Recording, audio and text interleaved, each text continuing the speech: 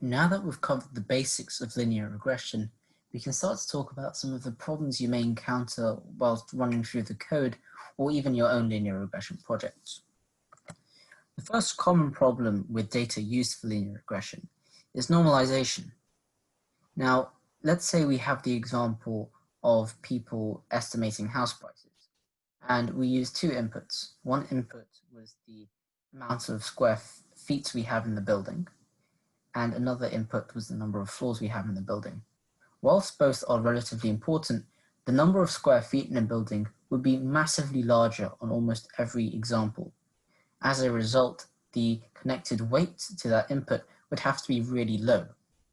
When we're training linear regression on a model like that, it is unfairly biased towards minimizing the square feet. Therefore, we can get really tainted results, and our graphs for plotting our convex curves might look very skewed. However, if we normalize the data, we can produce much more fairer examples to train our data on.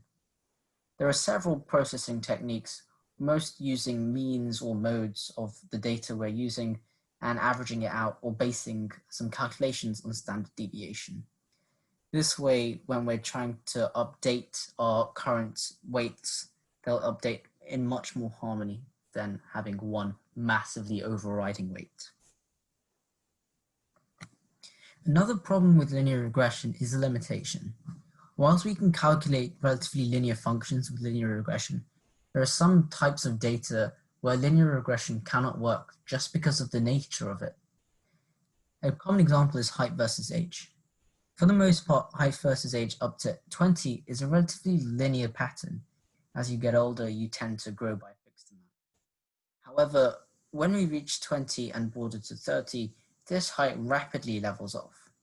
Therefore, if we were to use some kind of linear function to represent height versus age, the linear function would predict much higher values for older people than what is realistic.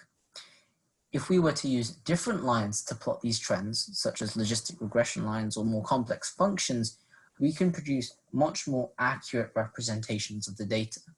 Some data just simply isn't equatable through linear methods.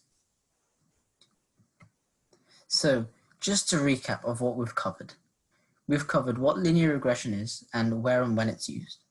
We've talked about having metrics to analyze models, in this case, our cost function. We've talked about the intuition and maths behind minimizing the cost function via calculus. We've looked at using correct data, as well as the limitations of the model and the adaptability of the model with multiple variables. I hope this has given you an insight into how linear regression works and has put you in a good seat for the rest of your machine learning journey. Hopefully you'll use linear regression in some of your own projects.